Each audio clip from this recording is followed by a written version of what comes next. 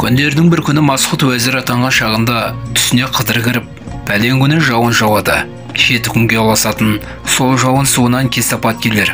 Алдын алып, қамын жегейсің шырағым деп аян береді. Ояна салысымен хабарды тізген ұшымен ханға хабарлайды. Мұнан соң хан ордасы жетерлікті етіп, таза судан қорға сақтап қояды. Айтқандай көп ұзамай жауын жауып, әр тамшысы тиген өзен көлді лайлап жатты. Судан ауыз тиіп, бір күннің ішінде ақылынан алжасқан жұрт тамақ ішумен ұйқыны ұмытып хан ордасына басып кіреді.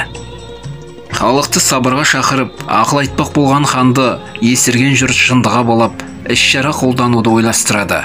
Сөйтіп, ханымыз жынданды, оны өлтіруіміз керек деп, хан ордасына екінші мәрте басып кіреді. Мұны көріп қатысасқан хан мен уәзір ақыл таппай не істерін білмей, ақырында өздері де жынды суды ішіп, жынданып кетеді. Мұны көріп, жынданған халықтың жаны жай тауып, қателескен екен біз деп, сабасына түсіп, хан ордасынан тарасады. Түйіндеп айтар болсақ, көп есер бір естіні жынды қылды. Дәл осы мысал сияқты көптің сөзіне еріп, хақтың жолынан таятындар қаншама.